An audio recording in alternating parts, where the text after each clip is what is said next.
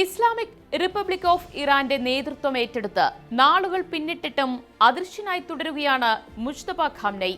പുറം ലോകവുമായി യാതൊരുവിധ നേരിട്ടുള്ള സമ്പർക്കവുമില്ലാതെ അജ്ഞാതവും അതീവ സുരക്ഷിതവുമായ കേന്ദ്രത്തിലിരുന്നാണ് മുജ്തബ ഭരണം നടത്തുന്നതെന്ന് US ഇന്റലിജൻസ് വൃത്തങ്ങൾ സൂചന നൽകുകയാണ്. പഠിച്ച 18 അടവ് നോക്കിയിട്ടും ഇറാന്റെ പരമോന്നത നേതാവ് എവിടെയെന്ന് കണ്ടെത്താൻ അമേരിക്കയ്ക്കോ ഇസ്രായേലിനോ കഴിഞ്ഞിട്ടില്ല.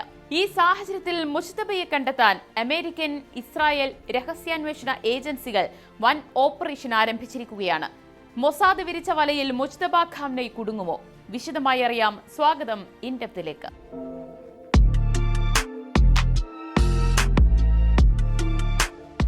ഇറാന്റെ മുൻ പരമോന്നത നേതാവ് ആയത്തുള്ള അലി ഖാംനഈയുടെ രണ്ടാമത്തെ മകനാണ് 56-കാരനായ മുജ്തബ ഖാംനഈ.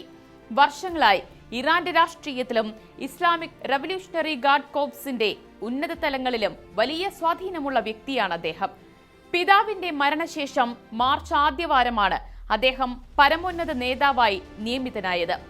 എന്നാൽ പരമ്പരാഗതമായി നേതാക്കൾ നൽകി വരുന്ന നൌറൂസ് പ്രഭാഷണം പോലും അദ്ദേഹം വീഡിയോയിലൂടെ നൽകിയില്ല. പകരം ഒരു രേഖാമൂലമുള്ള പ്രസ്താവന മാത്രമാണ് പുറത്തുവിട്ടത്. മാധ്യമ റിപ്പോർട്ടുകൾ പ്രകാരം മുജ്തബ ഖാംനഈ കഴിഞ്ഞ 150-ലധികം ദിവസങ്ങളായി മൊബൈൽ ഫോണോ ലാപ്ടോപ്പോ മറ്റ് ഡിജിറ്റൽ ഉപകരണങ്ങളോ ഉപയോഗിക്കുന്നില്ല. ഇസ്രായേലിന്റെയും അമേരിക്കയുടെയും അത്യാധുനിക സൈബർ ചാരക്കണ്ണുകളിൽ നിന്നും ഉപഗ്രഹങ്ങളിൽ നിന്നും രക്ഷപ്പെടാനാണ് ഈ മുൻകരുതൽ.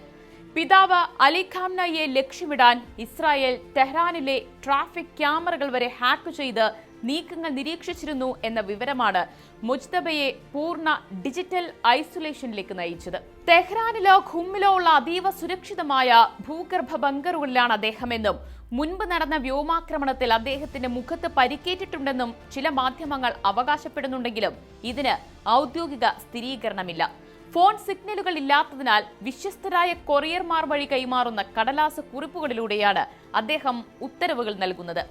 ഈ സാഹചര്യത്തിൽ മുൻപ് ഒസാമ ബിൻ ലാദനെ കണ്ടെത്താൻ സ്വീകരിച്ചതുപോലെ വിശ്വസ്തരായ കൊറിയർമാരെ പിന്തുടരുന്ന ഹ്യൂമൻ ഇന്റലിജൻസ് രീതിയിലേക്ക് CIA-യും മൊസാദും മാറിയതായാണ് പ്രതിരോധ വിദഗ്ധർ ചൂണ്ടിക്കാട്ടുന്നത്. Iran president Masoud Pezeshkian supreme നേതാവിനെ നേരിട്ട് കണ്ടെന്ന് അവകാശപ്പെടുന്നുണ്ടെങ്കിലും ഈ കൂടിക്കാഴ്ചകൾ എപ്പോഴാണ്, എവിടെ വെച്ചാണ് നടന്നത് എന്ന കാര്യത്തിൽ പാശ്ചാത്യ രഹസ്യാന്വേഷണ ഏജൻസികൾക്ക് ഇപ്പോഴും വ്യക്തതയില്ല. ചില വിദഗ്ധർ ബോഡി ഡബിൾ സാധ്യതയും ഉയർത്തിക്കാട്ടുന്നുണ്ട്. മുജ്തബയെ കണ്ടെത്താൻ അദ്ദേഹത്തോട് ഏറ്റവും അടുത്ത ഒരാളെ ഒപ്പം കൂട്ടുക മാത്രമാണ് ഏക വഴിയെന്ന് രഹസ്യാന്വേഷണ വിദഗ്ധർ പറയുന്നു. എന്നാൽ കടുത്ത സുരക്ഷയും കർശനമായ പരിശോധനകളും കാരണം ഇത് അത്യന്തം ദുഷ്കരമാണെന്നാണ് അവരുടെ വിലയിരുത്തൽ.